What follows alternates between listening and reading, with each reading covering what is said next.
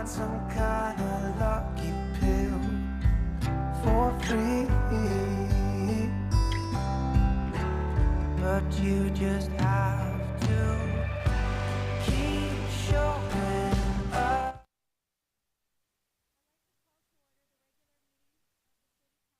Financing Authority, and call to order the special meeting of the Housing Authority.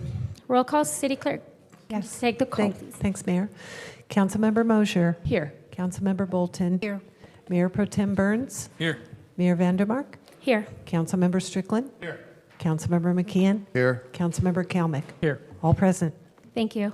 Next, we're moving on to the Pledge of Allegiance. Captain Johnson will lead us in the pledge.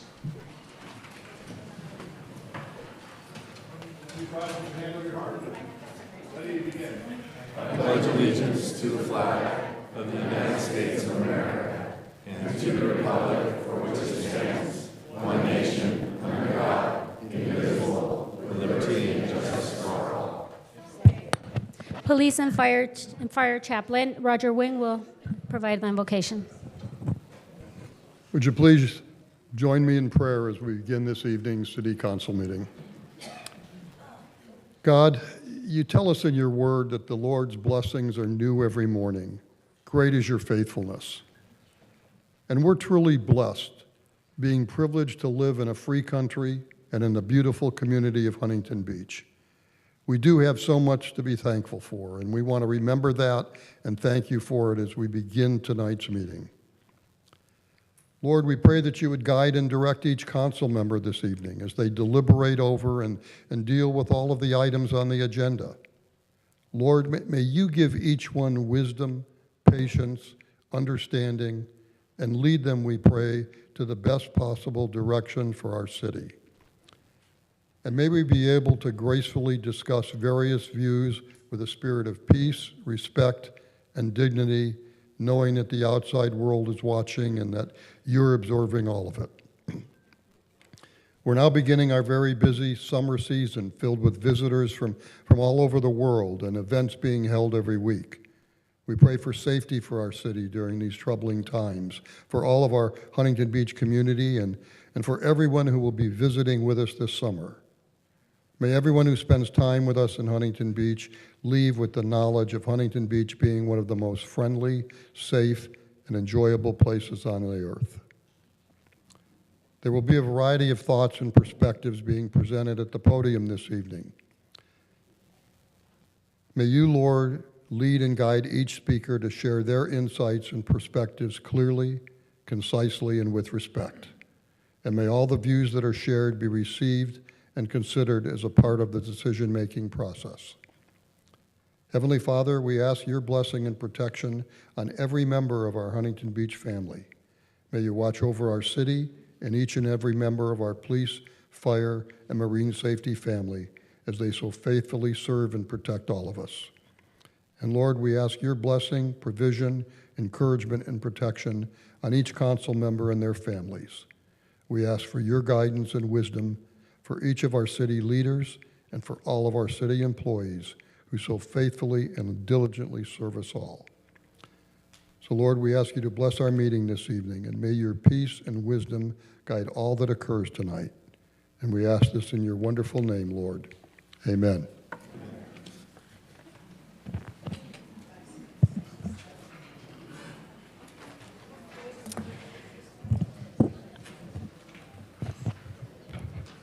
Okay, normally we do our council comments where we get 3 minutes earlier in the day, but since we started at 6, do any council members have any comments? Nope. Okay, Councilmember Moser. Thank you, Mayor. 2 things. First, I wanted to thank Community Services for the excellent job that they did over the weekend in celebrating our Central Park's 50th anniversary. It was an excellent event, and I know a lot of effort went into it, and I think that the people who were honored truly appreciated it, as did the entire community, so thank you very much. Second, as we approach Juneteenth tomorrow, we commemorate June 19th, 1865, when the last enslaved African Americans in Galveston, Texas, were informed of their freedom more than 2 years after the Emancipation Proclamation. Juneteenth reminds us of the resilience and enduring spirit of Black Americans. As Coretta Scott King said, "Struggle is a never-ending process. Freedom is never really won. You earn it and win it in every generation."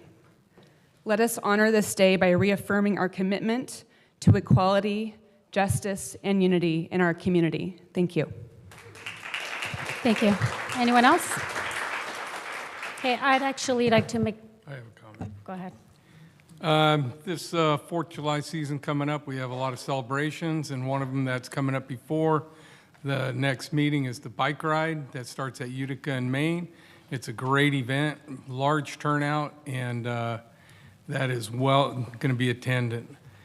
And I would be remiss if I didn't note that there are a couple people flaunting and poking the citizens of this city in the eye right now by on the dais displaying a flag that is not an American flag or a government flag. I don't have any problem with you guys having them, but they shouldn't be up on the dais on display. It was voted by the majority of the citizens, and I'm just saying that it's against our ordinance. He's still speaking. Thank you. It's against our ordinance. If I may, when he's finished. Do we need to go to recess now till everybody can behave like adults? If I may, when he's finished, Mayor.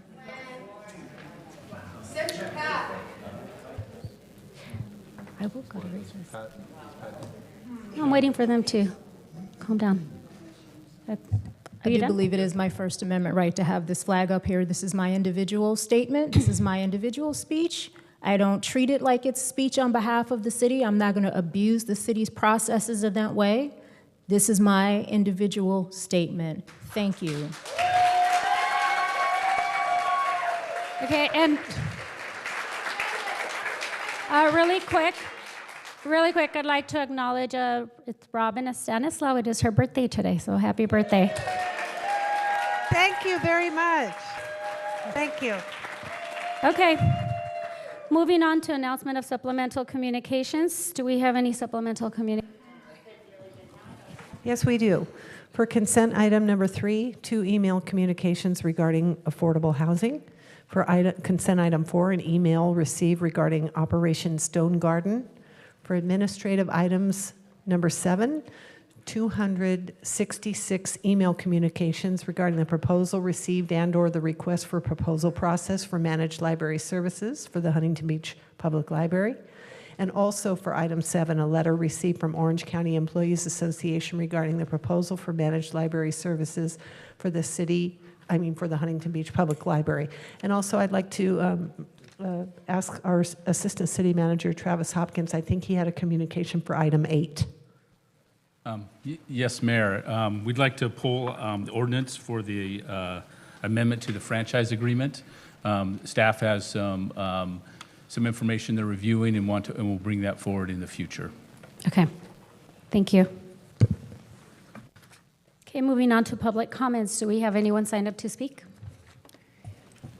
Yes, we do, Mayor. Right now our count is at 36 signed up to speak with sheets. Okay, we'll do 2 minutes. At this time, the City Council will receive comments from members of the public regarding any topic, including items on the open session agenda. Individuals wishing to provide a comment may do so in person by filling out a request to speak form delivered to the city clerk. All speakers are encouraged but not required to identify themselves by name. Each speaker may have up to 3 minutes unless the volume of speakers warrants reducing the time allowance. Please note that the Brown Act does not allow discussion or items on topics that are not on the agenda. Members of the public who would like to speak directly with a council member on an item not on the agenda may consider scheduling an appointment by contacting the City Council's administrative assistant at 714-536-5553 or emailing the entire City Council at city.council@surfcity-hb.org.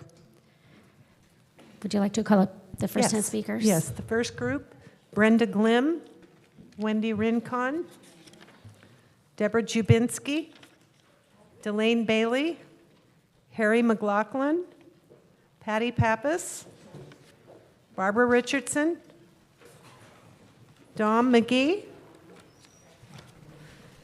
Bethany Webb, Amory Hansen. Go ahead. Wendy Rincon, 50-year resident. Last meeting, we did uphold the First Amendment right, so I do hold the pride flag in honor of Pride Month. My daughter is part of the community, and trust me, the librarians and the library had nothing to do with her being part of the queer community. Let's just get that out there. Secondly, I would like to say congratulations to all of the activists who've worked so hard to help get LS&S to realize it was a losing battle to take over our library. Whether people want to call it privatization, taking over services, the point is the majority of the residents are against it. I think that the city council majority was surprised at how ferocious both sides are when it comes to protecting our library. It's not a liberal thing, it's not a conservative thing, it's a library thing. It's about Huntington Beach and our crown jewel and protecting it from people who don't necessarily maybe use it. So I'd like to say congratulations again for all the hard work.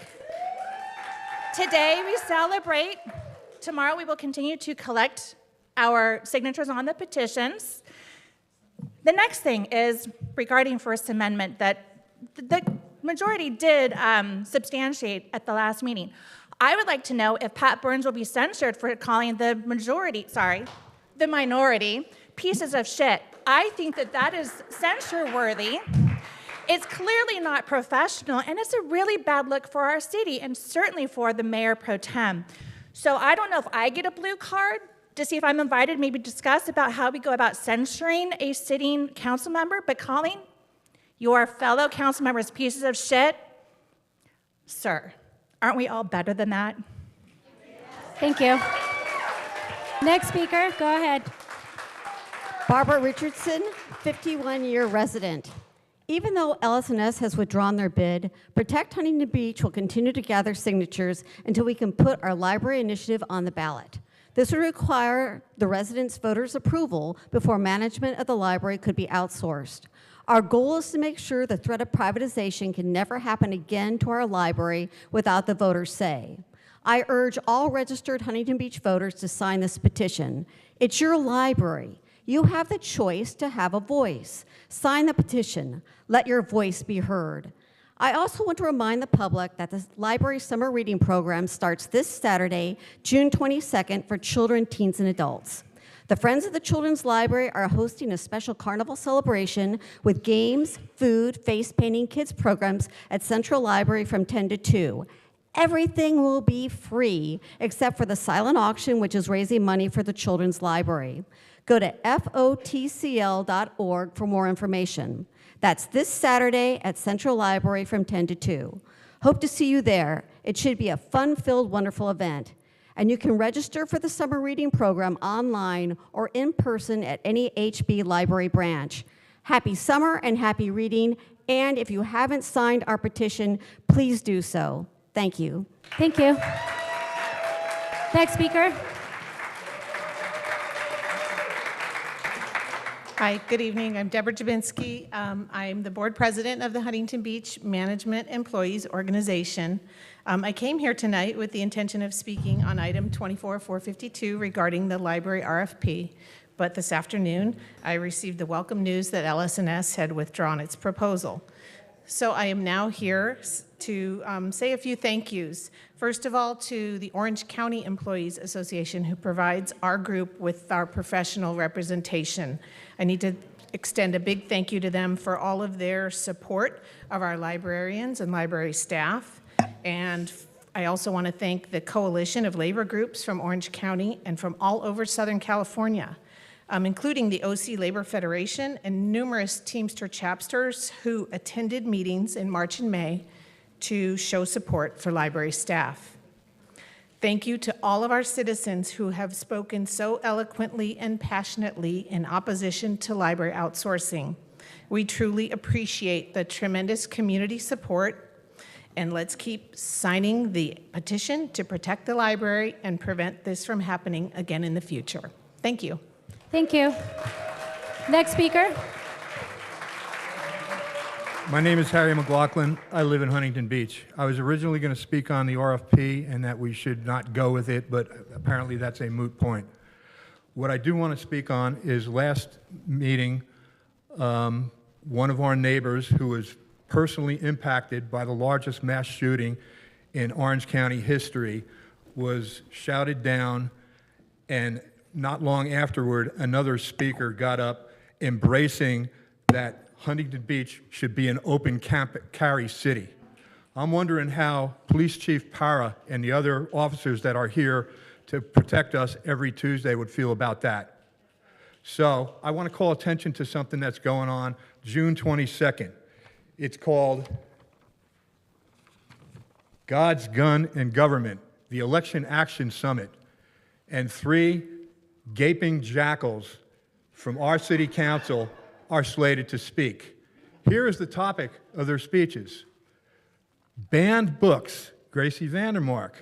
Gee, when we were going over this at the council meetings, it wasn't book banning. Then we have Pat Burns. He's a man with a way with words.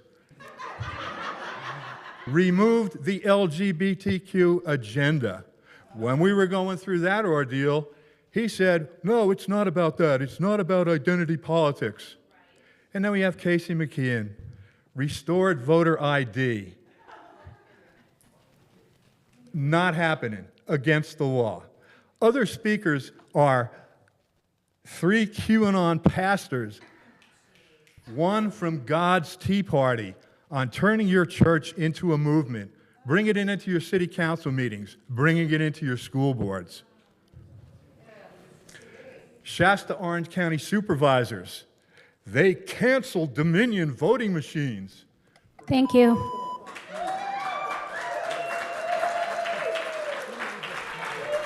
They were supposed to correct it. Okay. Next speaker, go ahead. I'm Brenda Glenn. Oh, sorry. Go ahead. I was not at the June 4th City Council meeting. However, a photo of me taken a year ago when I came before the council to publicly thank our police, EMTs, and firemen who saved my husband's life was used in the Orange County Register article from the meeting, and it did show quite a bit of emotion. A few days later, I started getting messages from friends that some pretty nasty things were being put up on Surf City Facebook. That photo so incensed Facebook members that they took it upon themselves to go after me personally, not my opinions, not my issues that I had talked about in previous meetings, not even about the article in the Register. Without knowing me, they attacked my integrity, slandered, defamed, intimidated, stalked me, and mocked my religion. Our house has been toilet papered 5 times. The police told me that that is vandalism and should be reported. The 6th one will be. Save Surf City members. Is this your modus operandi? Personal attacks on someone if your leader shows you a picture and adds their commentary above it. I don't scare easily and will call you out personally and legally if necessary, every single time. And I suggest others do the same. Thank you. Next speaker. Go ahead. Don McGee. I was going to speak about the our library RFP, but since that's no longer on the agenda, I'm going to talk about Juneteenth, which was just been mentioned there. Nobody seems to be talking about the first iteration of Marine Corps sent by Jefferson to the Barbary States to destroy the slave traders of North Africa and the Mediterranean, of which my family were actually taken slaves from the Iberian coast and brought and sold to Hibernian landowners, and we were indentured servants until the late 19th century. I wonder if Rhonda Bolton's DEI grift include me would get me a preferable job in a position that I'm not really competent in. I'll speak to you after about that. Also, so I want to just laud the people of the first iteration of the Marine Corps and under Wilberforce, the British Navy, who pretty much destroyed the North African slave trade. And the only upsurgence was when Hillary Clinton and Barack Obama murdered Colonel Gaddafi, who was patrolling the bottleneck of Africa. So when you're talking about Juneteenth, just give a shout out to those straight white Christian men who put an end to that trade. Thank you very much. Thank you. Next speaker. Bethany Webb. Okay. Rhonda, We have a speaker. I can't even imagine sitting on somebody bringing up June 19th and calling you out, and then we'll swear they're not a racist. I'm not sure about that. Mr. Burns, still a coward, won't look at me. Hi, Mr. Burns, remember me? I'm the one that has, unfortunately, well, he can't talk, he can't look at me, but we'll go on to new things. So I wanted to, first of all, let you know we're not walking away from the library issue. We don't trust you. We know exactly what you did. You have seen how unpopular it is, and Tony's looking at me because Tony wants to run for bigger office, and this is going to bury you, and it doesn't matter if you try to put it on hold right now until after the election.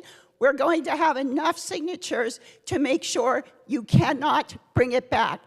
And I wanted to do, you know, there's some on your side that like, and Gracie actually went after Dan about the word privatization. So the Oxford Dictionary defines privatization as, if I can open it,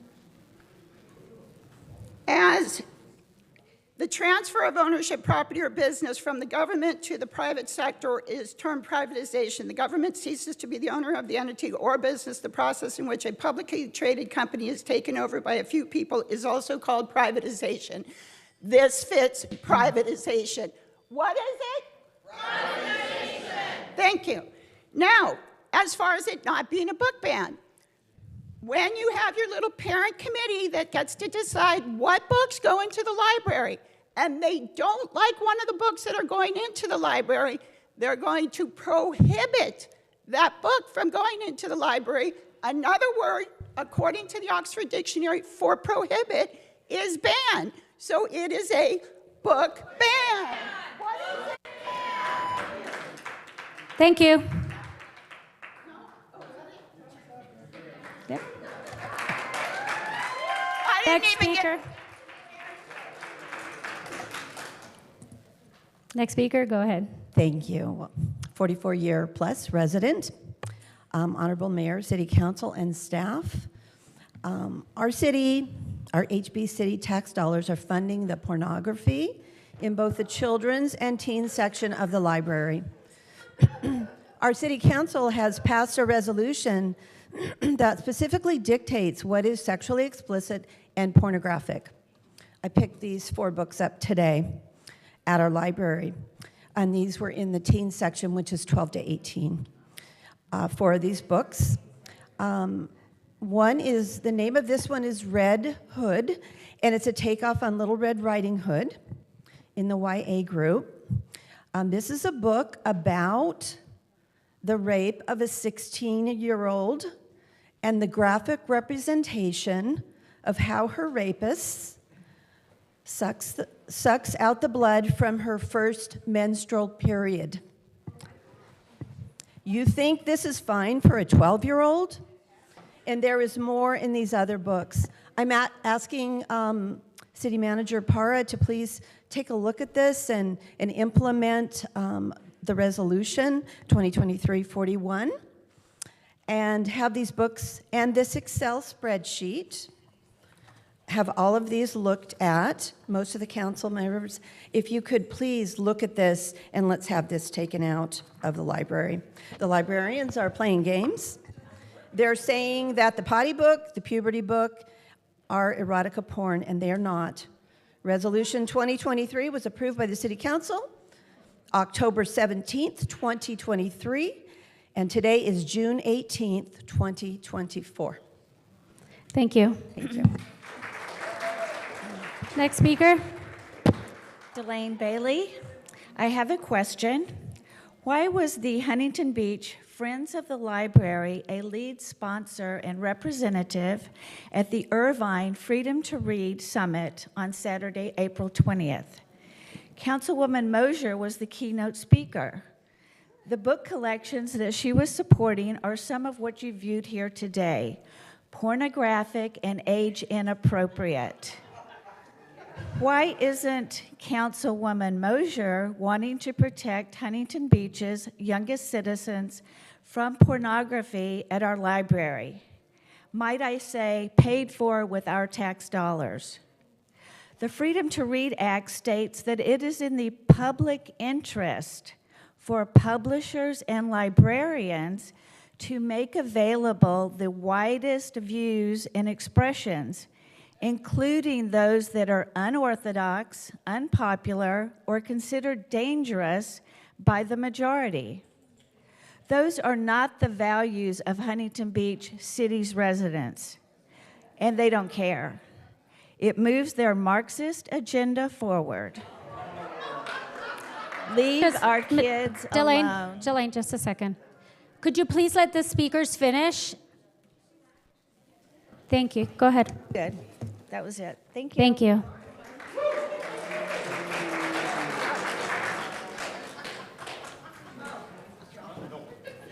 Was that 10? Oh. Go ahead. Thank you, Madam Mayor. My name is Mr. Amory Hansen. I'm speaking tonight to express my continued support for the fight against high-density development. Last week, the city attorney appeared on KTTV and discussed the potential environmental problems with having 13,000 units. These problems are particularly important for a city to consider for a coastal city such as Huntington Beach. I am planning to observe the Ninth Circuit hearing and urge other residents to do so. No more high-density malarkey. Let's continue to fight in the hills of Orange, in the valleys of Los Angeles, and in the bridges of San Francisco. Thank you for considering my thoughts on this, Mayor. Thank you. Thank you. Next speaker. Hi, my name is Michelle Ferry, and I teach history. Now, I had one speech made up, and now I see that LSS, the Poseidon of libraries, is going to withdraw the proposal for now. That does not mean it will not rise again like a zombie. Remember former Mayor Michael Posey? I do. We thought he was gone, but he returned from out of the muck. Now, speaking of people that are returning and of books, Beowulf. Now, Grendel's mom was there, and he came back to Harrod Hall to wreak destruction after Beowulf tore off his arm. So, speaking of protecting children from violence, I see that Burns wants to reaffirm the Second Amendment. This is the same month that a shooting in Rochester Hills, Michigan, opened fire on families and children at the local splash pad. 9 people, including children, were hit, including a 7-year-old shot in the head. So when we want to protect our local children in Huntington Beach, we should reach out to families in Rochester Hills and show them how it's done. Tell parents to go to their local library, scrub the adult sections, and get rid of all the books that might contain characters and themes that might have gay people in them. Because that's the main issue, apparently.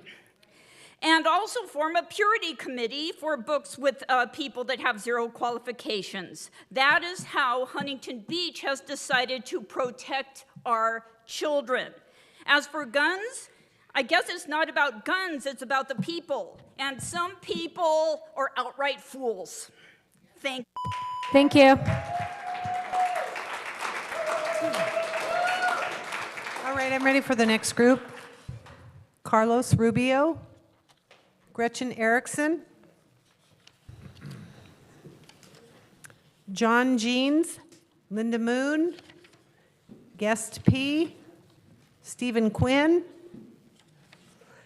Kanan Durham, B. Chanel, Ann Palmer, and Carol Dawes.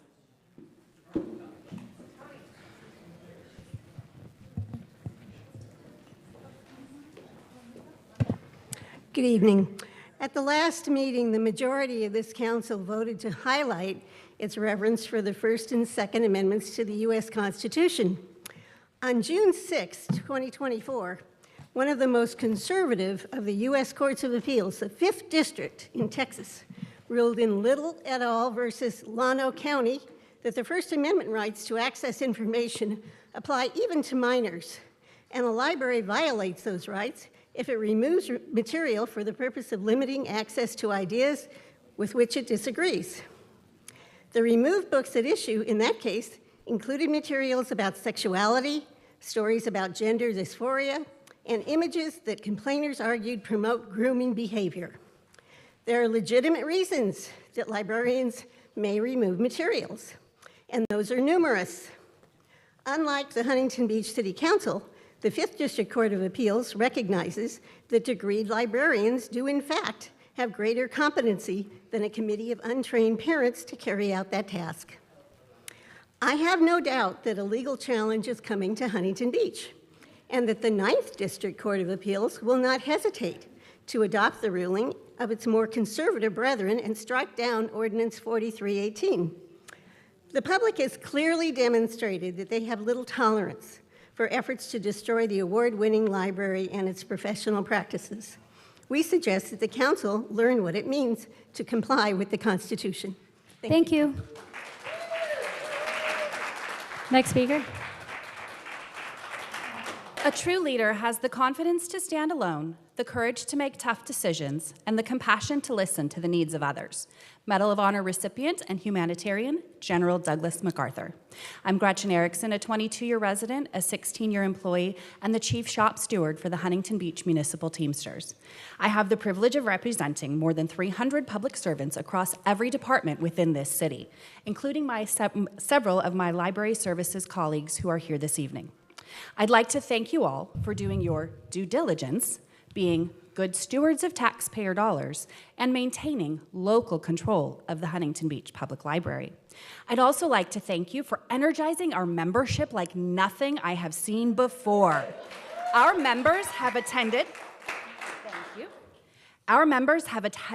dozens of Main Street marches, multiple council meetings, commission meetings, and they've advocated tirelessly for months, all while continuing to provide top-notch programs and services to our community and your community.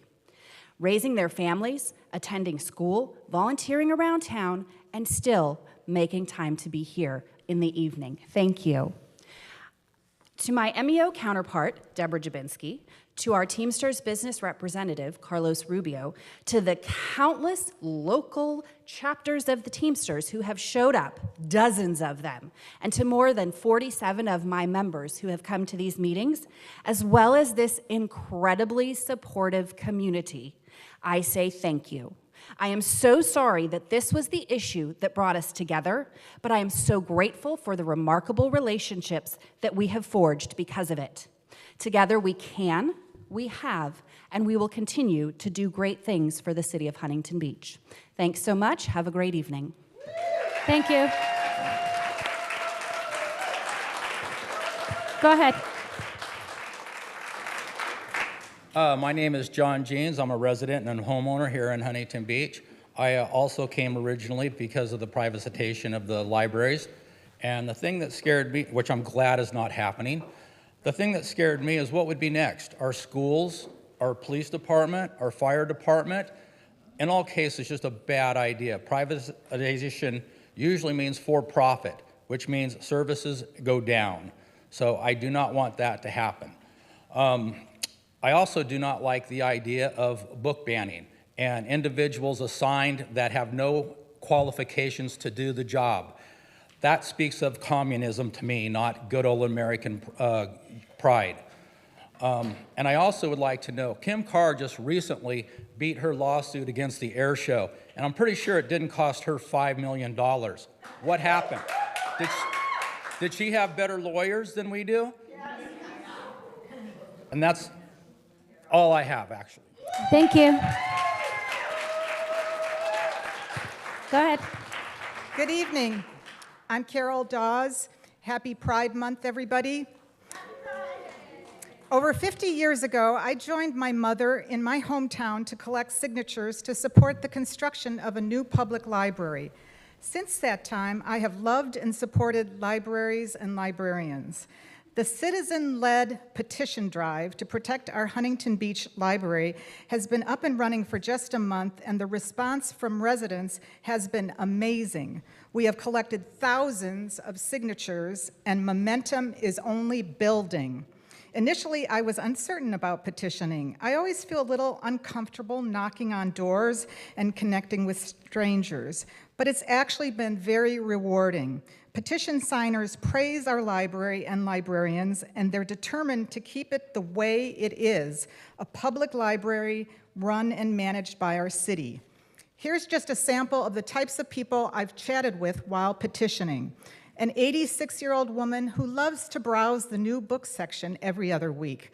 A Gulf War veteran with PTSD who appreciates the Veterans Resource Center for support. A young mom with 2 preschoolers who says story time is one of the highlights of her kids' week. And a 19-year-old who studies at the library because he has 3 loud and annoying roommates. Our public library offers such a wealth of experiences for patrons. We are truly blessed to have it, and that's why we will continue gathering petition signatures to keep the library the way it has been for over a century. Thank you. Thank you. Next speaker. Mayor Vandermark, honorable council members, my name's Stephen Quinn. I keep thinking of the absurd spectacle which took place at our last council meeting. In a magnificent demonstration of the politics of the tantrum, our 3 minority members simply walked out rather than endure Pat Burns' entirely reasonable resolution in support of our most basic rights. And now it seems their childish antics are being emulated at the national level. Just as the bold leadership of our current council majority and City Attorney Gates has gained the attention not just of our national media, but also on the world stage, the progressive 3 seem to have inspired their counterparts in Washington. I only heard a few days ago that the Democrats in Congress are cooking up their own similar little tantrum, planning to boycott Bibi Netanyahu's upcoming speech to the assembled houses of Congress. How courageous. I have followed this man's career since he was very young. It was his older brother who was the lone civilized casualty of the miraculous Entebbe rescue, which took place providentially on this country's 200th birthday. I saw Benjamin Netanyahu speak 20-some years ago. I consider him to be the most eloquent and courageous statesman of my lifetime. And these fools will boycott his speech, lending moral support to the barbarians who carried out the very real genocide of October 7. I'm not surprised. The record of moral inversion and systemic cowardice on the part of the left is scrawled across the pages of our recent history like so much graffiti. To see them squirm in impotent rage on the dais of our city council provides reasonable people with some level of optimism for our great city and country. Huntington Beach has set an example of how the disastrous social experiments of the last half-century can be turned around. Let's finish the job this November. Don Kennedy, Chad Williams, and Butch Twining for City Council. Thank you. Next speaker. Hi, Ann Palmer, homeowner, 30-plus year resident. I too was going to speak to the RFP based on information previously, and it's a little outdated, but I have some points to make that I think that we should talk about. And one of those is, yes, we all think we have a wonderful library. We've got some great librarians. However, mistakes were made. Books were shelved inappropriately. And books were shelved inappropriately, and if you think otherwise, you never looked at them, which I did, and that's all we asked. All we asked was for some books to be moved out of the hands of minors and of children. We didn't ask for the library to be shut down. We've just been pushed back at every corner. We wanted community involvement. What we got was terrorism. We had no apology from the Huntington Beach Library. It was a disingenuous campaign for this initiative, telling people, I have witness, that the Everyone Potty's book had been banned, which we know it was not. That's gaslighting. That is ridiculous. A lot of energy to prove what? Well, they wanted to prove that we wanted to privatize the library. I don't think that was ever the intent, but it was something that was looked into.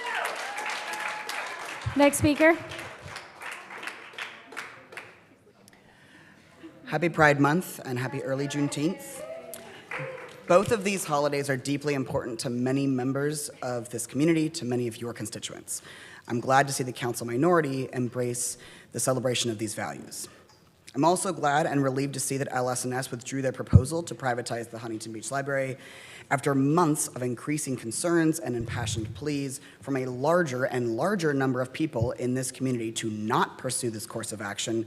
I know I'm not the only patron of the library who is breathing a small sigh of relief that we have a little bit more time to protect this gem of our city. We obviously will not be giving up our efforts to protect our libraries. The gathering of signatures for both of these efforts is going strong, and I have faith that the members of this community will have a chance to vote on this issue, even if the council majority did not want to give them that chance. That said, we cannot undo what has been done. The sheer scale of anti-LGBTQ hate that has been unleashed and occasionally endorsed by the council majority surrounding this issue cannot be undone. The damage to our city's reputation cannot be undone. And moreover, the number of queer people who have decided to get politically engaged as in response cannot be undone. Lastly, I'd like to thank the council minority for using their First Amendment rights to support the LGBTQ community tonight. Happy Pride, everybody. Thank you. Thank you. Okay, Mayor, last call for Carlos Rubio. The next group is Russ Neal, Cheryl Browning, Marianne Sellender, Christopher Rini, Tim Geddes, Megan Wasson, Paula Schaefer, David Reinerson, and Libby.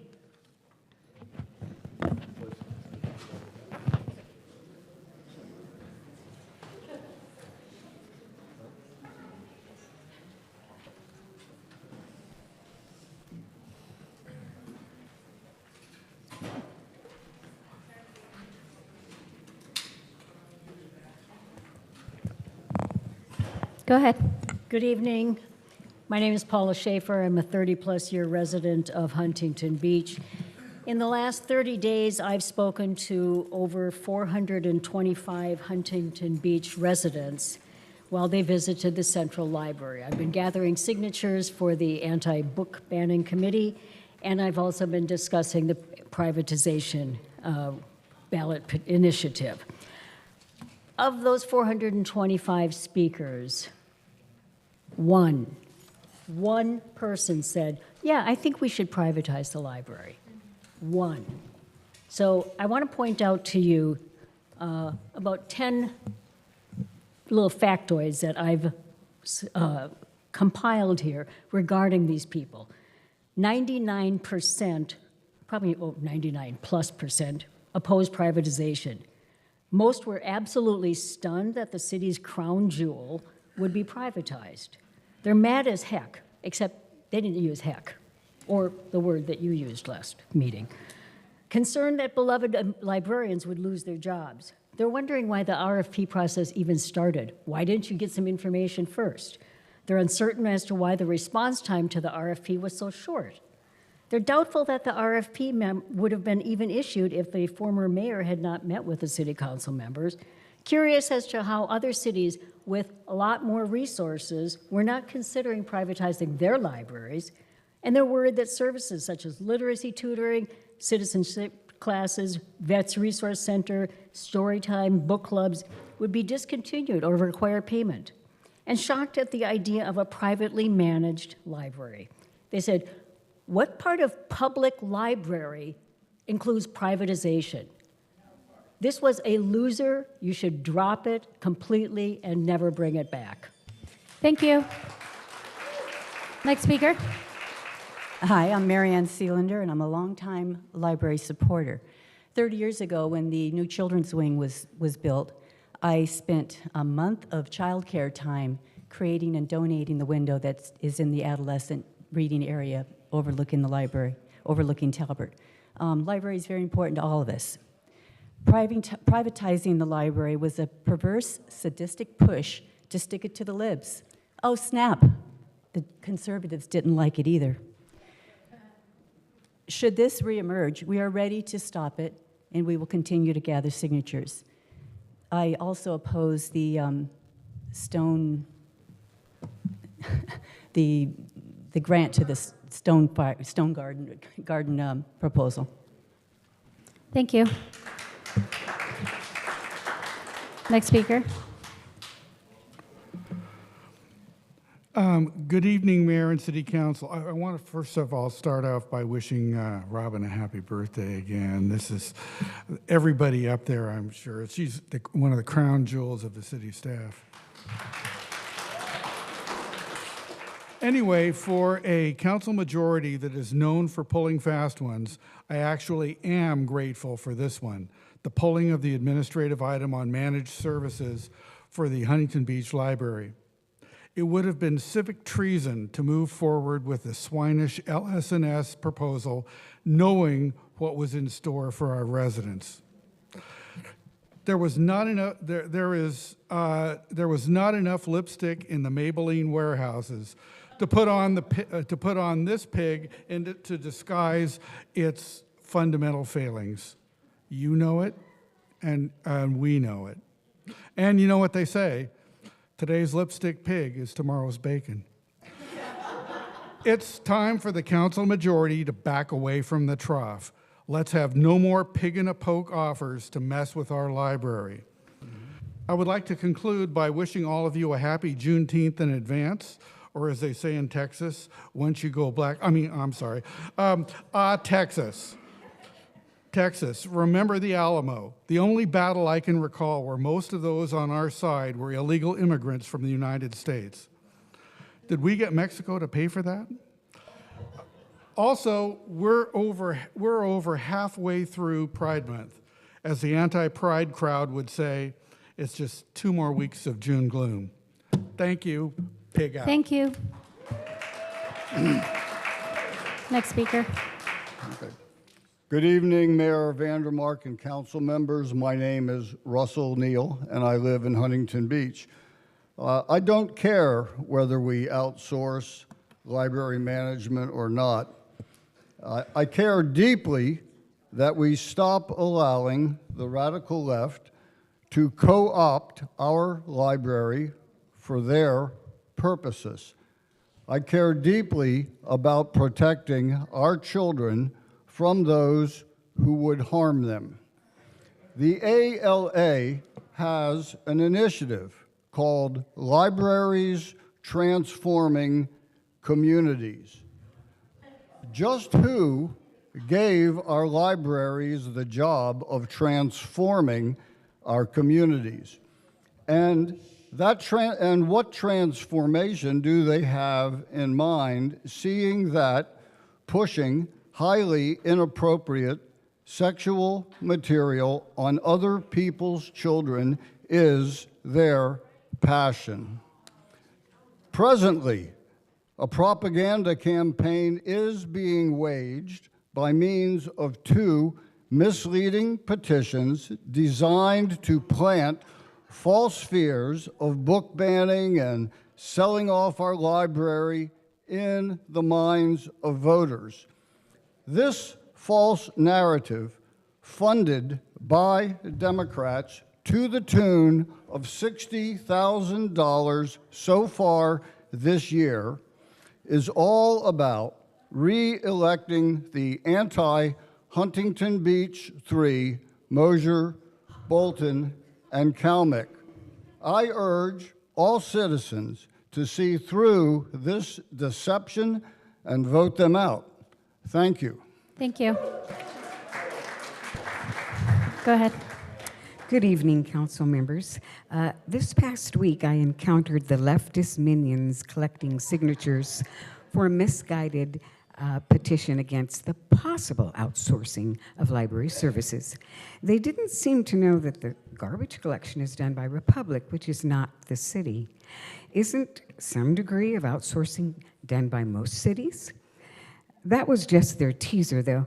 They then moved on to slandering Ms. Vandermark as someone who, quotes, wanted to control the reading material of other people's children when she can't control her own, end of quote. He even stated that the mayor was the reason the head librarian had resigned. What a lie. I told him I regarded the prima donna drama queen resignation of the librarian in front of an audience as being rather selfish, foolish, and indicative of a leftist who didn't want the citizens and taxpayers questioning what was going on in the library that we pay for. If she had been a more reasonable person, she would have calmly sat down with the group of citizens who had concerns, as she had been requested to do by her supervisor. But she refused. Banning books, removing titles was never the focus. The concern group was interested in properly housing books with explicit sexual content in age-appropriate sections. Another personal incident I had with one of the loonies at the tables was one poor person insisting that, quotes, the people should decide the books in the library. Duh. So this person points to an example of what she felt would be banned. It was the book, Everyone Poops. She didn't seem to know that this book has been on the shelf for 25 years and read appropriately to 3 to 5-year-olds by adults who had no problem with the book.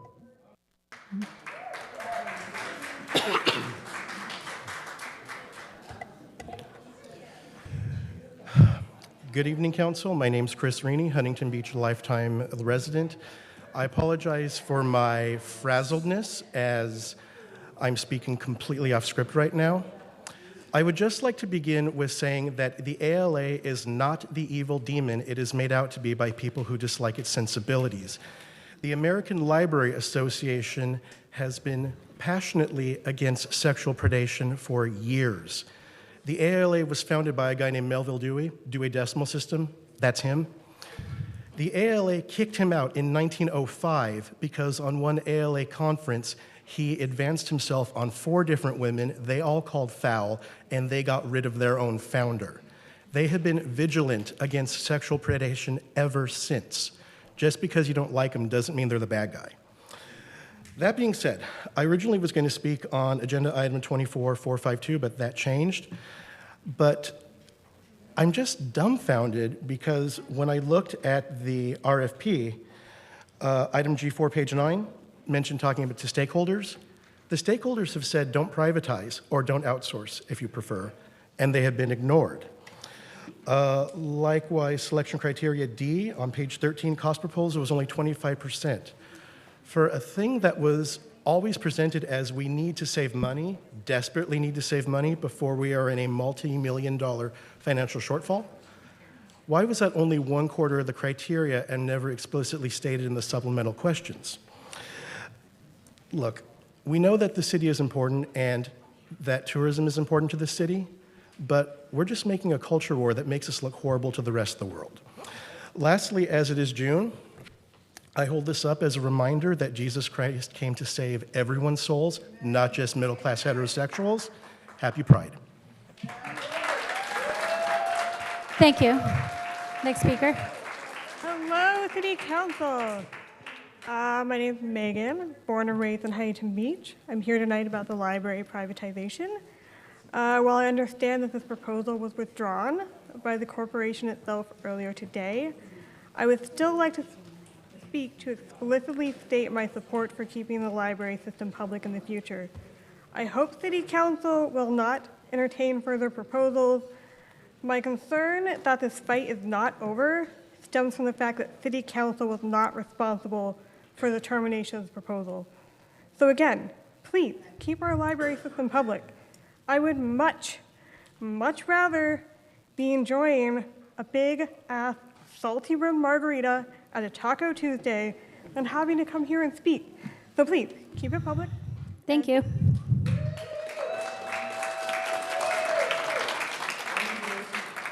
Go ahead. Dave Reinerson, 26-year resident. So first I'm going to say there's nothing intrinsically wrong with outsourcing, but if you're going to do it, at least do it right. So have a good RFP, have a reasonable time of response, and actually post the responses so the public has a chance to evaluate them before you go to vote. Having said that, I'm going to skip on to something else. Robin, happy birthday. And I want to also bring to the council's attention a rather strange anomaly that occurred at the meeting 2 weeks ago. I, like 6 or 7 other members, were present at the council chambers at 4:20, waiting to turn in our speaker sheets. And at the 30-minute mark, we turned them in. There were about 7 or 8 of us, and we were the only ones there. And so at that point, we expected we would be the first 7 or 8 people to talk. So imagine our surprise when the first 8 speakers were not people who were present to turn in their speaker sheets at that time. And in fact, none of them had been present at the time to turn in the speaker sheets. And surprisingly, 3 of the 8 were declared candidates, and all 8 were supporters of the council majority. So my question for you is, please clarify the rules for public comment, because it seems right now like there's one set of rules for one set of people and an entirely different set of rules for others. Thank you very much. Thank you. Next speaker. Go ahead. Good evening. Hope you're enjoying Pride Month and hope you'll enjoy Juneteenth tomorrow. Well, we dodged a bullet today, at least for the time being, and for that I'm grateful. However, I want to remind everyone, including all of you watching at home, this may only be temporary. Please be sure to sign the petitions that are still circulating. A future council can still move forward with plans to privatize the library using many different scenarios. It's imperative that the citizens of Huntington Beach are able to vote on any such plan before it goes into effect. We still need to repeal the Book Review Committee ordinance to prevent a group of political appointees from deciding what books are okay for your children. Now, week after week, we hear from the 3 council candidates that would have been happy moving forward with privatizing the library management. We hear their delusions about porn in the library, bigotry against LGBT folks, and distortions about previous councils. I want to take a moment to remind everyone that there are 3 candidates who cannot campaign in this room and who thoroughly support the amazing Huntington Beach Library as it is. They are the incumbents, Dan Kalmick, Natalie Mosier, and Rhonda Bolton. I urge you to support their candidacies and donate to their campaigns. If you don't know them, Google their names and you will find their websites. I assure you, they are not the ones bringing chaos and culture wars to Huntington Beach. Speaking of chaos, Mayor Pro Tem Burns' behavior on the dais at the last meeting was entirely unacceptable. He owes a sincere apology to Dan, Natalie, and Rhonda. Not only should he be censured immediately, he needs anger management training. And happy birthday, Robin. Thank you. Next speaker. Hi, Heidi Vea. I'm just sick and tired of the dishonesty about calling it a book ban when you know well that it's not a book ban. We're talking about moving sexually explicit material from the children's section to the adult section, and you want to tell the world that Huntington Beach is some sort of extremist city doing book bans when you well know that is not true. And when you go out there and you have people sign that petition of yours, I hope you tell them that what you want is no parental involvement. That's all that Gracie's asking for is parental involvement. And all you guys want is a librarian who is a government employee. Okay, just a second, Heidi, just a second. You need to let the speakers continue.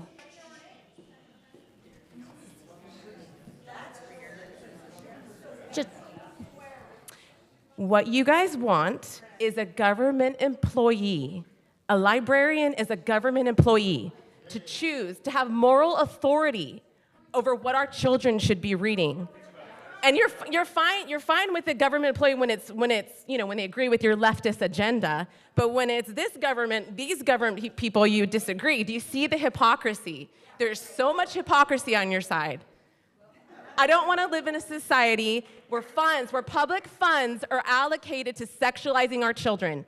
That's exactly what this is. And you know what? The internet has everything that the children need. Anyone that's curious about anything uses the internet. They don't need to go to the library to learn about all these sexually crazy things. They don't need to do that. So shame on you guys for being dishonest and telling the world that Huntington Beach is banning books. You're liars. Be real, be authentic. Let's have a real conversation about not sexualizing children. That's all. Thanks. Sorry. Thank you. Sorry for being angry. Thank you. Next speaker.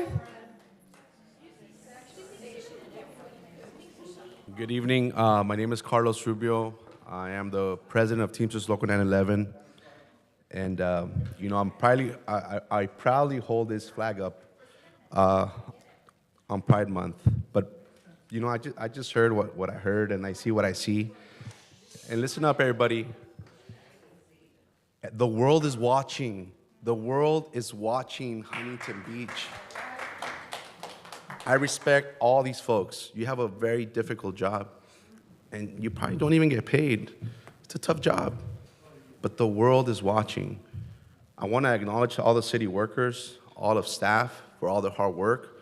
Our position as Teamsters is very clear. You know, we oppose privatization. We oppose negative impacts to people's lives. But I think the reality here and what we learned over the last year is that we have to talk, okay? You have an obligation as city elected leaders. Unions have an obligation. The public has an obligation. But I think what we've learned here is that we have to talk, and we have to do our research, and we have to be intelligent, because our decisions impact not only the people that live here today, but the people that are coming, you know, after us. And as a labor leader, the only thing I can say is that, you know, I'm accompanied by my family. My 4-month-old son is here with me. He was here the first day that we had this very complicated council meeting. But I'm here to just tell you that Teamsters is here to work with you, with all of you.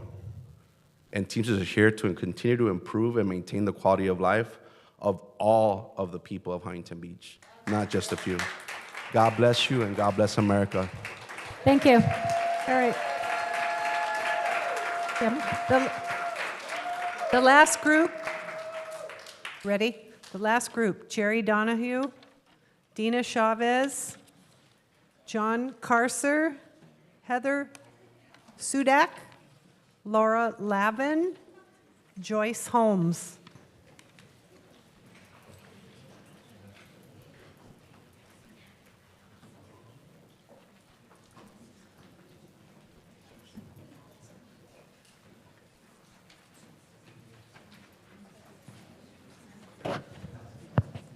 You can Please come walk up to the podium. microphones. Oh, sorry.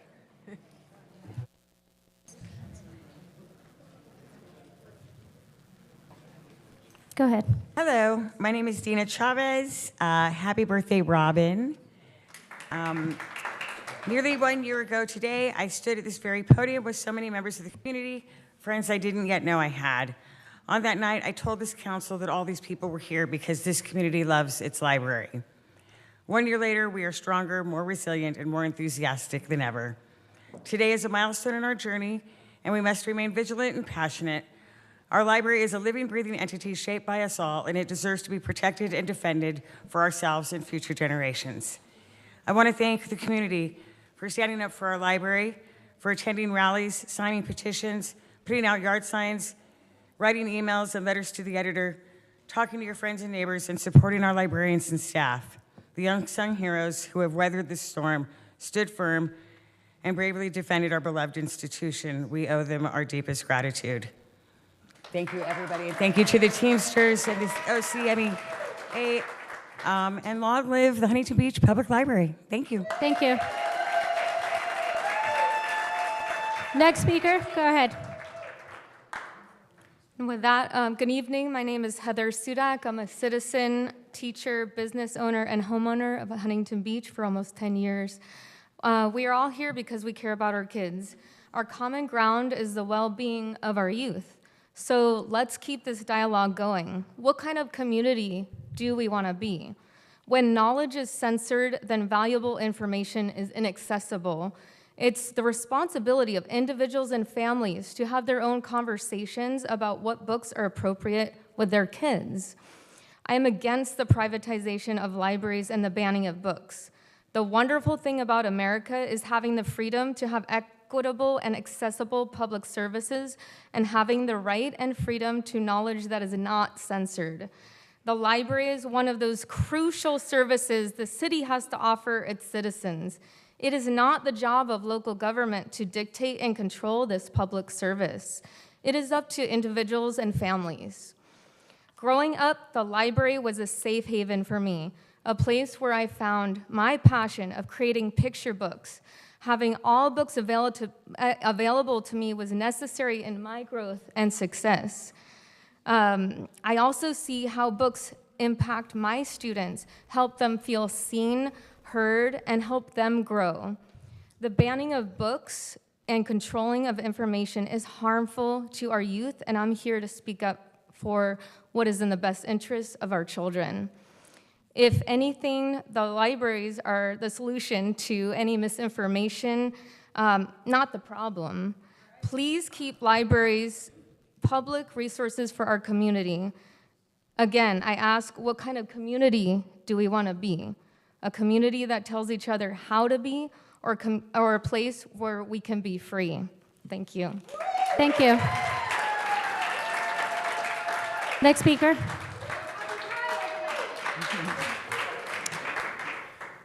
Hi. Go ahead. My name is Laura Lavin Valle, and I'm here to give you a little report about the library of Oakview Community Library. And the report is that no children has been traumatized by any book from the library. And that's the same report I gave you like a month ago or 2 months. But I'm also here to speak about a friend of mine. Her name is Laura Sayer. She's the one who gave me a flag like this, and she also gave me some education. And she showed me how to love this beautiful community.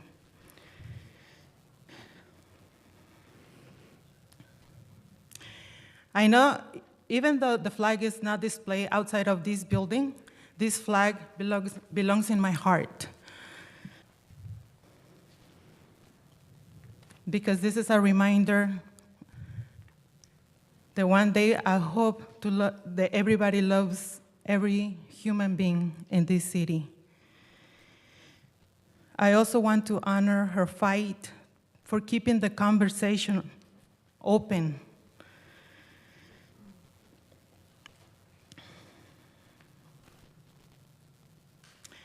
So people can understand and don't be afraid of this little flag. Because at the end of the day, it's not the flag. I think it's our personal issues. Thank you. Laura Sayer. Thank you. Next speaker. My name is John Carcer. I'm a 55-year resident of this city. Mr. Burns, I really thought when you had the dais, that sat on that dais tonight, and you had an open mic, you would have done the right thing, but you chose not to. So I'm going to fill things in. I was unable to be in attendance at the last council meeting on June 4th, 2024. I was due to travel, and so I watched the entire meeting on YouTube. Mr. Burns, your proposal or your proclamation of wanting all residents and tourists to know that Huntington Beach is a city friendly to the First and Second Amendment of the Constitution was ridiculous. Once again, Mr. Burns, your proposal is politically aimed at the MAGA support group that you are a member. You did the same thing months ago, and I spoke at that as well, when you said stand with solidarity with Texas. Texas is not California. Again, political. As I continued watching the entire YouTube, I could clearly hear you say, pieces of shit. I watched that 5 times to make sure I heard things correctly, coming from a council member about to become a mayor. I think we want to make some changes there. I assume that despicable comment was aimed at the minority council members when they exited the meeting in alleged protest at your agenda proposal. You have already defied their First Amendment, the right to protest, and therefore you've made it abundantly clear to all of us in this room that you cannot support your own proposal. So of course, McKeon, Strickland, and Vandermark, same group. Thank you.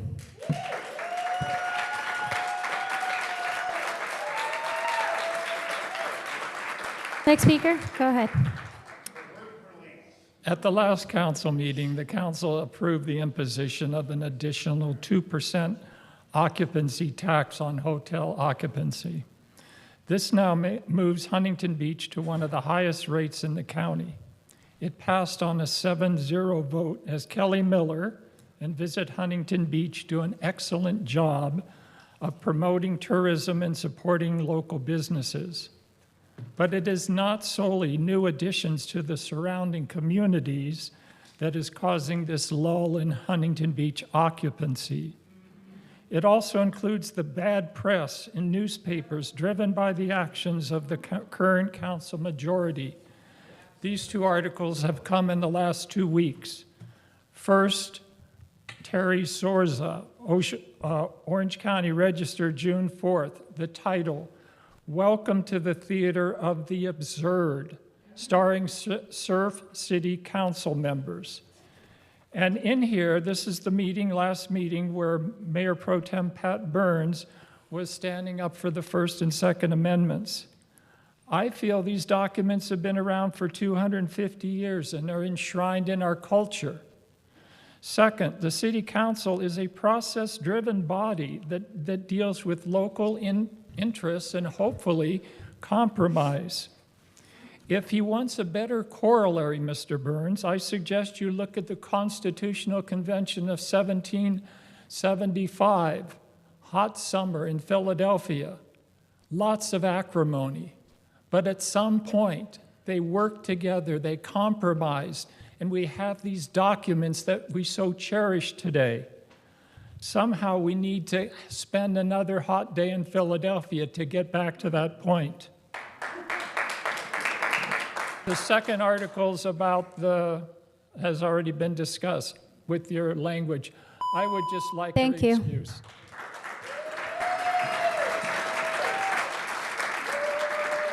Next speaker. Go ahead. Hi, my name is Joyce Holmes, and I've been a resident and a homeowner in Huntington Beach for over 40 years.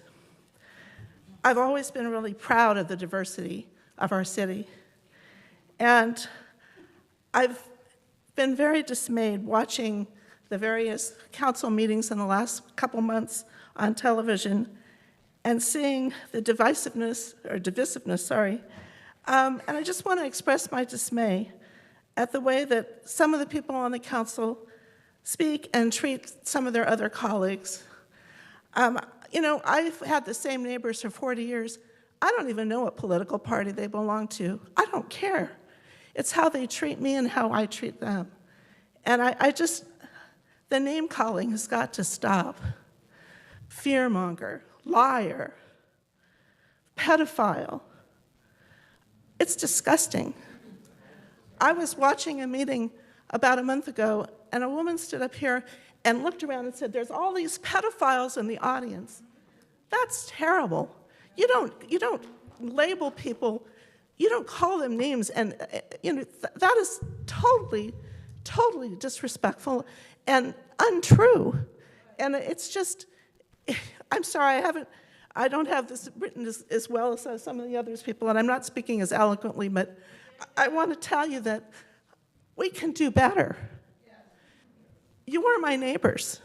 You are my neighbors. You are my neighbors. And you know, Mr. Burns, when you said that we respect the First Amendment, I hope we do. And part of that respect is that everybody has the right to practice whatever religion they want. But the members of the Constitutional Convention who authored the Constitution believe that the government should have no power. Thank you. The time's up. Thank you. Thank you.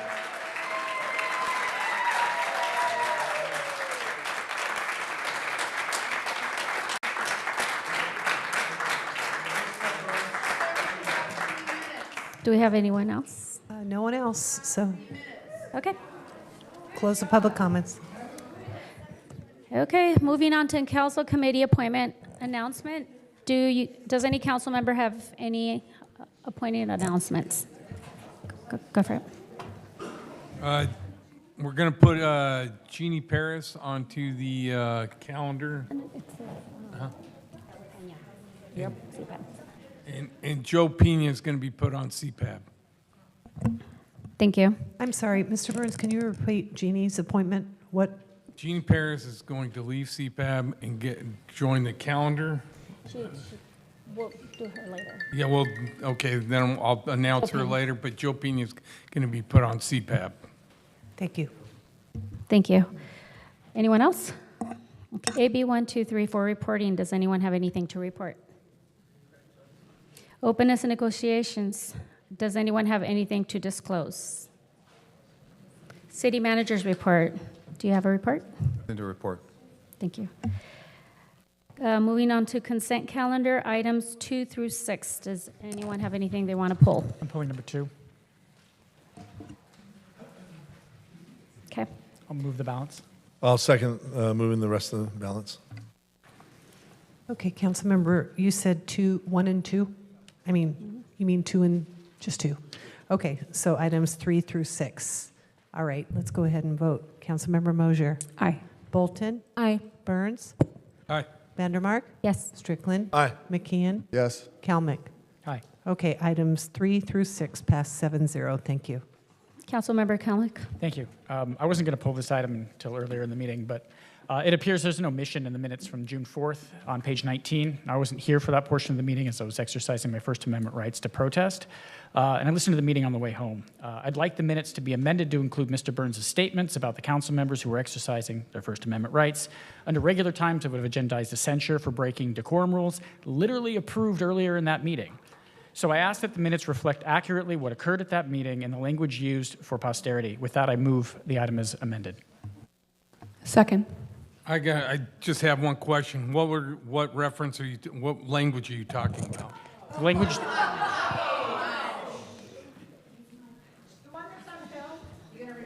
Good. The language that was used at the end of the meeting that was referenced multiple times during public comments today. The language that violates our decorum rules. We don't use that type of language on our dais, and we don't use that to discuss council members here or otherwise. So I'm asking that the minutes reflect that appropriately. I believe staff understands what I'm referring to. Okay, my only thing is that you narcissistically believe it was directed at the three of you. Yeah, and I'm not surprised that you guys immediately thought that it was a description you guys that applied to you guys, that you guys identified with that. Okay, just a second. Okay, we're going to have to go on a recess. 5 minutes.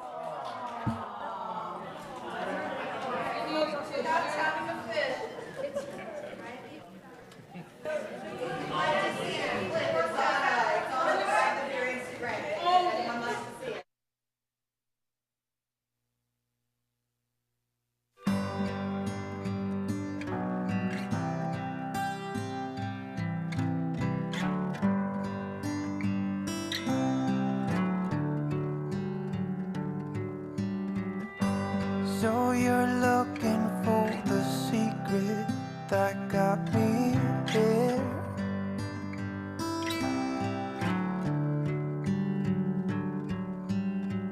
Some kind of magic ingredient that takes you there. Well, you just keep showing up. You just keep showing up. You just keep showing up. Yeah, you just keep showing up. I bet it isn't what you wanna hear from me.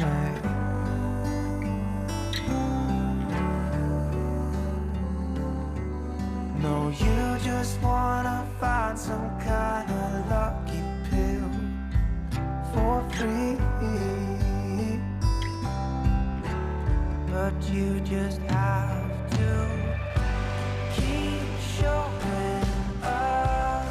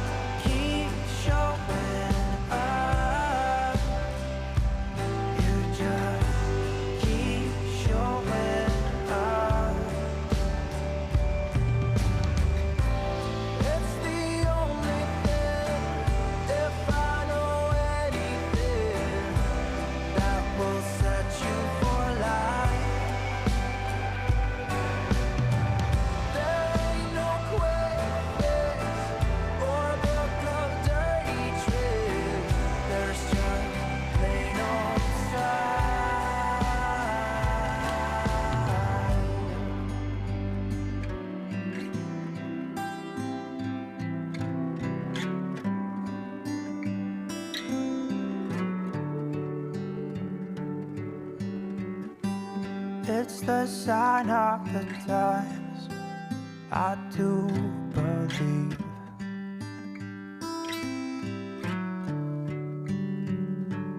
And with whiskers sounding like an interrupted dream,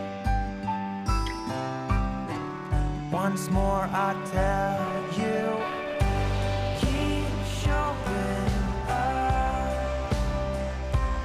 You just keep showing up. Yeah, you just keep showing up. You just keep showing up. Yeah, you just keep showing up. Yeah, now keep showing up. You keep showing up.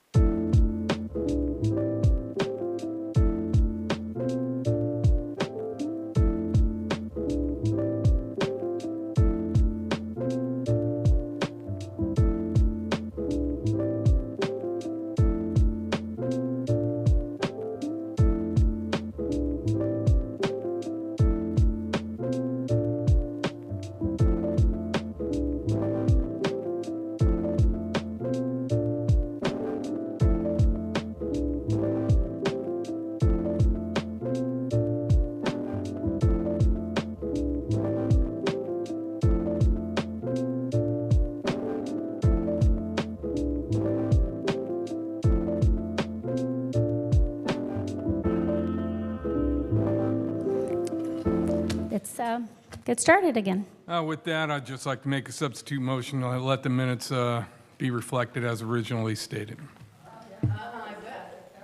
Second. Okay, we have a motion and Okay, a second. let's take a vote on the substitute motion first. Ready? Councilmember Mosher? No. Bolton? No. Burns? Yes. Vandermark? Yes. Strickland? Aye. McKeon? Yes.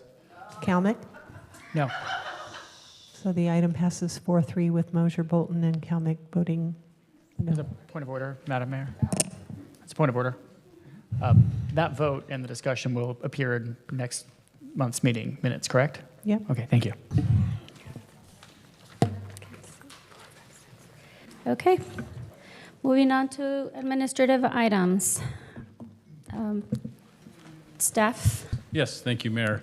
Mayor and City Council, as noted tonight, there is an update to this item after the publication of the agenda last week, and so I'll give a brief summary. The authorization was made in March of this year to request proposals to release an evaluation of feasibility for managed library services. At the time the RFP closed, the city received one proposal, and then after publication of this agenda, as heard tonight, earlier tonight, that proposal is withdrawn. Due to this, there's no proposals to consider tonight, and we are available for any questions that the council may have. Okay, thank you. So at this point, the RFP is completely concluded. It's gone through its process. It's done. Yes, that's correct. Okay. It is complete. So thank you for all the hard work. I saw you guys put tons of time into this. I believe the process worked out as it should. If it wasn't a good fit, it wasn't a good fit. I'm not going to argue with people, so please let us speak now. We should be looking at efficiencies in every single department. That is our job, that is our responsibility, that is what we did, and that is what we will continue to do in every department. I'm glad that this part has been concluded. What I am troubled for, and I think that's one thing that every single person in this room will agree with, we cannot be any more polarized if we tried. And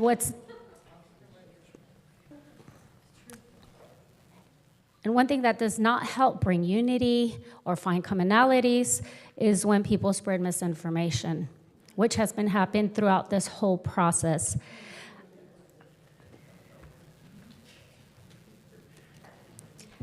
So I got several, as you know, Councilmember Kalmick, I am subscribed to your newsletter. And it's very, very troubling to read all this disinformation that's been shared with this community. Just last week, we had a unanimous vote to work with a company to look into all of our contracts to see where there are efficiencies. I didn't see any attacks or lies about that. And even last time when I did ask you, why are you being dishonest? Why are you telling people books are being banned?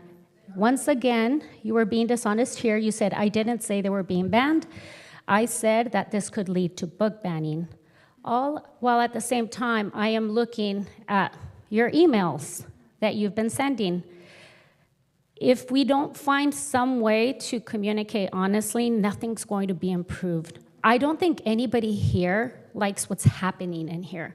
We don't like it. You guys don't like it. I'm sure we'd all rather be out on the street fair on Tuesdays, but that's not going to happen because Councilmember Kalmick has decided to use this to campaign. No, I'm telling the truth, and sometimes people don't want to hear the truth. So I'm very disappointed in the fact that a lot of lies have been told. I really wish that more honesty would happen.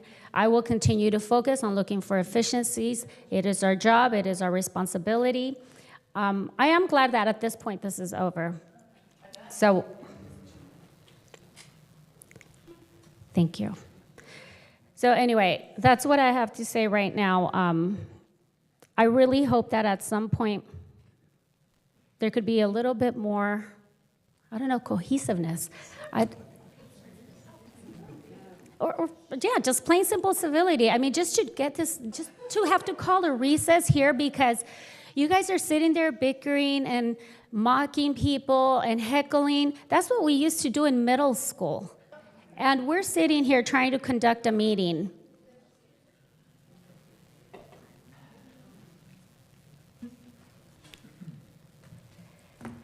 Okay, well, anyway, I'm glad this process is over. We have to continue to do our job, and I really do hope that Councilmember Kalmick does not continue to be dishonest with the community. Thank you. Anybody else have anything to say? Councilmember McKeon. Thank you, Mayor. All right, so I just want to level set with the community and what has transpired.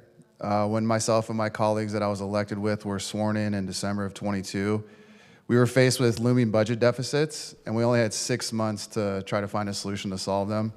We also had 27 police officer vacancies we needed to fill, while at the same time we were competing with other cities in an arms race for a shrinking pool of police officers as the police were being demonized across the country.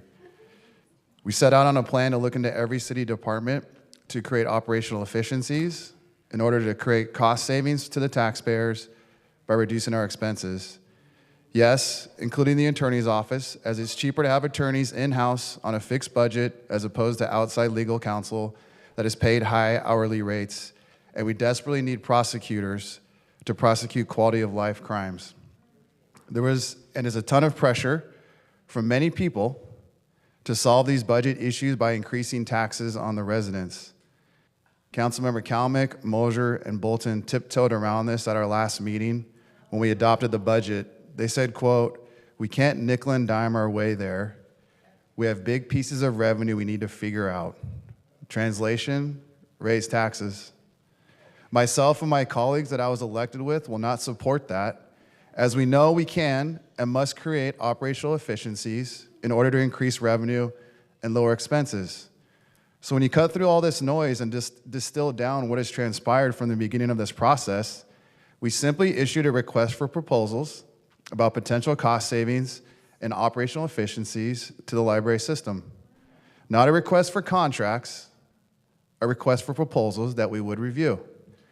We have a fiduciary responsibility to look into cost savings and efficiencies in every city department, which we have done and which is completely appropriate. Many of these exercises we do ourselves internally, but when an outside company says they can guarantee a 20% reduction in one of our city's department's budgets, we have to look into that.